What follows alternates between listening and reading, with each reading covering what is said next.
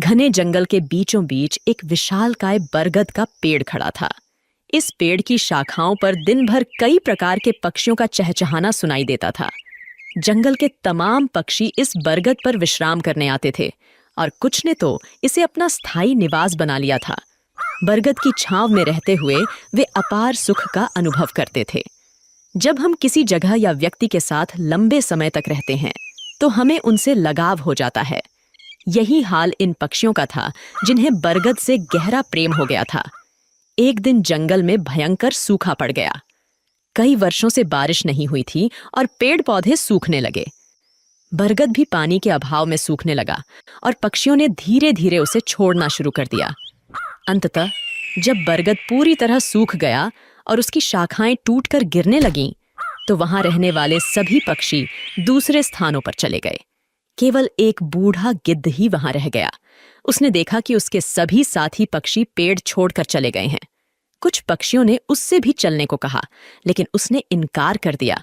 बूढ़े गिद्ध ने सोचा, मेरा जन्म इसी पेड़ पर हुआ है, मैं इसी पर बड़ा हुआ हूं। इस पेड़ ने मुझे जीवन के सारे सुख दिए हैं। आज जब यह पेड़ संकट में है तो मैं इसे छोड़कर कैसे जा सकता हूं। यह पेड़ मेरे लिए माता पिता जैसा है। मैं इस पेड़ को छोड़कर नहीं जाऊंगा, चाहे कुछ भी हो जाए। जो लोग अपने माता पिता को बुढ़ापे में छोड़ देते हैं वे बड़े स्वार्थी होते हैं। गिद्ध ने निश्चय किया कि वह मरते दम तक इस पेड़ का साथ नहीं छोड़ेगा। समय बीतता गया और पेड़ दीमक से ग्रसित होकर और भी कमजोर हो गया, लेकिन गिद्ध फिर भी उसे नहीं छोड़ा। वह दिन में अपना भोजन ढूंढने के बाद शाम को उसी सूखे हुए पेड़ पर लौट आता था। कई दिन इसी तरह बीत गए। जो पक्षी पेड़ को छोड़कर चले गए थे, उन्होंने सोचा, गिद्ध काका अभी भी उस सूखे पेड़ पर रह रहे हैं। वे सब उसे समझाने के लिए वापस आए और उससे बोले, गिद्ध काका, यह पेड़ अब मर चुका है। इसे छोड़कर किसी सुरक्षित जगह पर चलिए। यह पेड़ कभी भी गिर सकता है और आपकी जान भी जा सकती है। लेकिन गिद्ध ने कहा, भाइयों, यह पेड़ मेरे माता पिता के समान है। मैं इसी पर बड़ा हुआ हूं और इस पेड़ ने मुझे जीवन के सारे सुख दिए हैं। मैं इसे इस कठिन समय में नहीं छोड़ सकता। यह मेरी सबसे बड़ी खुदगर्जी होगी। गिद्ध की बातें सुनकर पक्षी निराश हो गए और लौट गए। वे इंद्र के पास गए और सारी बात बताई। इंद्र ने पक्षियों की बात सुनकर गिद्ध को समझाने का निर्णय लिया। इंद्र ने गिद्ध से कहा, हे गिद्धराज, यह पेड़ अब बहुत कमजोर हो चुका है। इसकी शाखाएं गिर चुकी हैं और इस पर एक भी हरा पत्ता नहीं बचा है। अगर यह पेड़ गिर गया तो आपकी जान भी जा सकती है। इसलिए इसे छोड़कर किसी सुरक्षित जगह पर चले जाइए। हे भगवान, जब मेरा जन्म हुआ था मेरे माता पिता मुझे इसी पेड़ पर छोड़ गए थे। मैं इस पेड़ पर बड़ा हुआ हूं और इसी पर रहते रहते बूढ़ा हो गया हूं। आज जब यह पेड़ संकट में है तो मैं इसे छोड़कर कैसे जा सकता हूं। मैं मरते दम तक इस पेड़ का साथ नहीं छोड़ूंगा। इंद्र गिद्ध की निष्ठा देखकर प्रसन्न हो गए और बोले, मैं तुम्हें वरदान देना चाहता हूं। बताओ तुम्हें क्या चाहिए। हे भगवान, मुझे वरदान नहीं चाहिए। इस पेड़ को वरदान दीजिए ताकि यह फिर से हरा भरा हो जाए और इसकी आयु बढ़ जाए। इससे हजारों पक्षियों का भला होगा।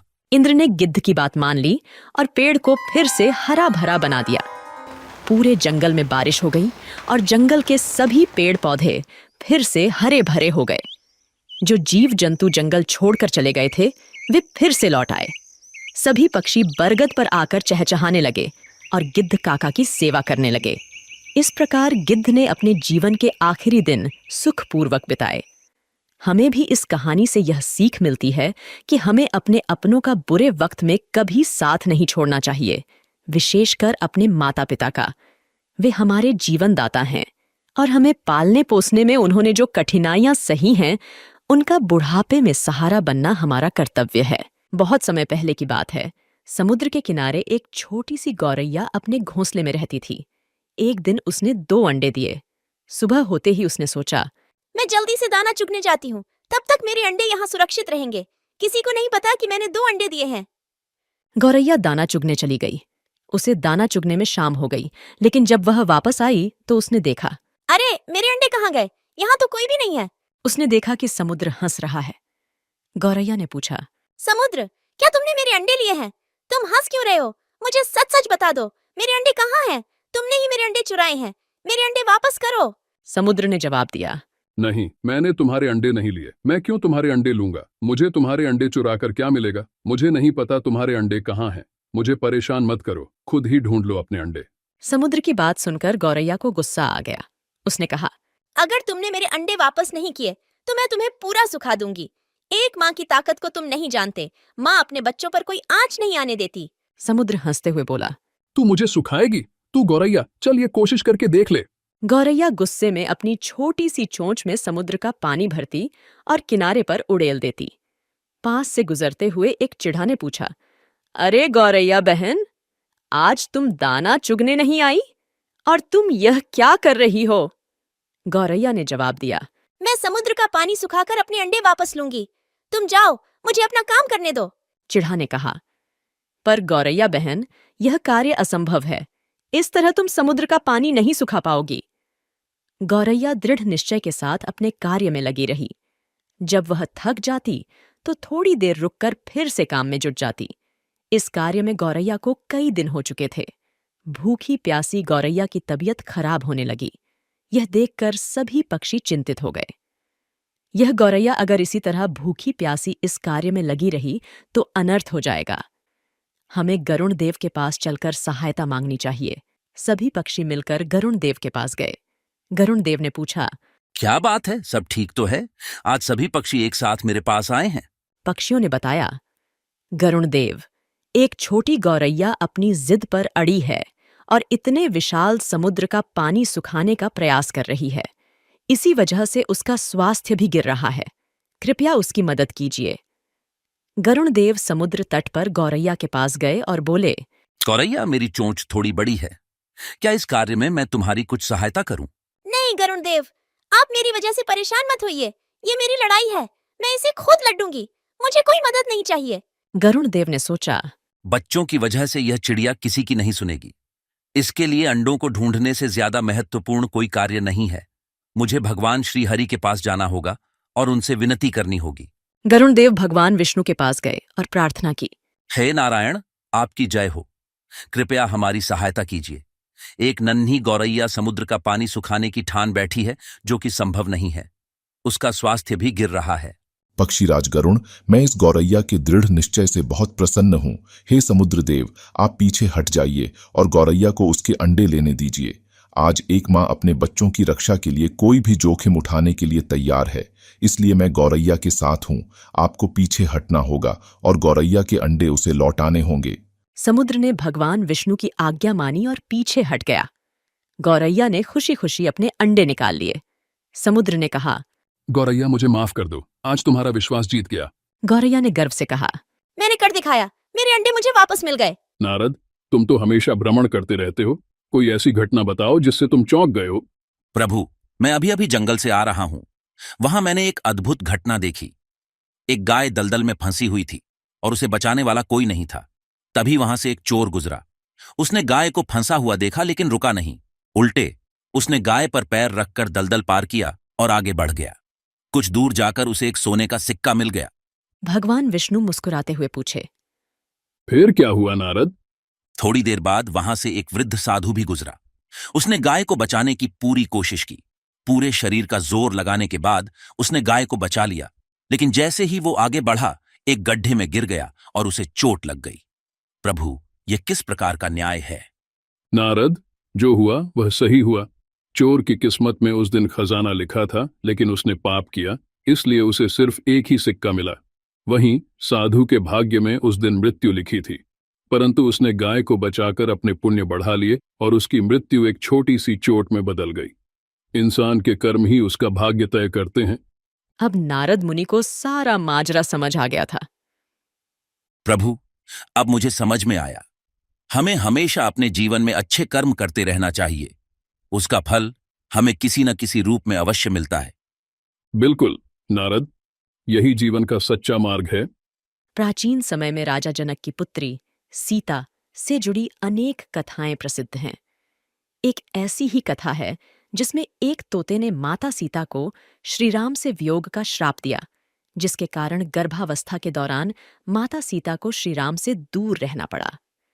एक दिन की बात है, जब छोटी सीता अपनी सहेलियों के साथ बगीचे में खेल रही थीं।